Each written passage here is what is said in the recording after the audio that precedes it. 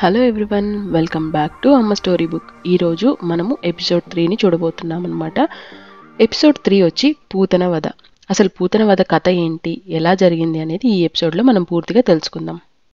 మనము శ్రీకృష్ణుడి జన్మ కథ తెలుసుకునేటప్పుడు కంసుడు ఆయనకు పట్టిన భయం, లైక్ దేవకికి పుట్టబోయే బిడ్డ నన్ను చంపేస్తున్నాడు అన్న భయాన్ని ఆయన రక్షించుకోవడానికి ఆయనని పక్కా పన్నాగంతో ఒక ప్లాన్ అయితే వేస్తారనమాట. ఆ ప్లాన్ ఏంటి అనేదే ఈ కథ. సో ఇప్పటి వరకు మన ఛానల్లో ఉన్న ఎపిసోడ్స్ ఎవరైనా చూడకపోతే కింద డిస్క్రిప్షన్లో లింక్స్ ఇస్తాను, ఒకసారి వెళ్ళి చెక్అవుట్ చేయండి. సో దట్ కథ మొత్తం కంటిన్యూషన్గా ఉంటుంది. మరి ఆలస్యం చేయకుండా కథలోకి వెళ్ళిపోదాం. కంసుడు ఆయనలో పుట్టిన మరణ భయాన్ని తొలగించుకోవడానికి దేవకికి పుట్టబోయే బిడ్డని ఎలాగైనా సంహరించాలి, చంపేయాలి అని పన్నాగం పట్టి పూతన అనే రాక్షసురాలితో చేయగలుపుతాడు. పూతన తన అసలైన రూపాన్ని దాచిపెట్టి మాయా సౌందర్యంతో ఒక అందమైన స్త్రీగా మారుతుంది. ఆమె గోకులంలోనికి చేరి నంద యశోదల ఇంటికి వచ్చి శ్రీకృష్ణుణ్ణి ఔషధం పెట్టాలి అని అనుమతి అడుగుతుంది. యశోద ఆమె ఒక దయాగుణరాలుగా భావించి శ్రీకృష్ణుణ్ణి ఆమె చేతిలో పెడుతుంది. అసలైన ఉద్దేశం మాత్రం క్రూరమైనది. ఆమె తన వక్షోజాలలో విషపూరితమైన పాలను పోసి శ్రీకృష్ణుడు చంపాలి అన్నదే సంకల్పం.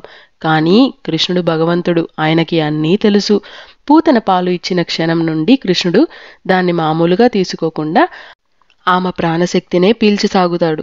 విస్తారంగా పెరిగిన పూతన భయంకరమైన రూపంలో మారుతుంది. తట్టుకోలేని నొప్పితో విలవిలలాడిపోతుంది.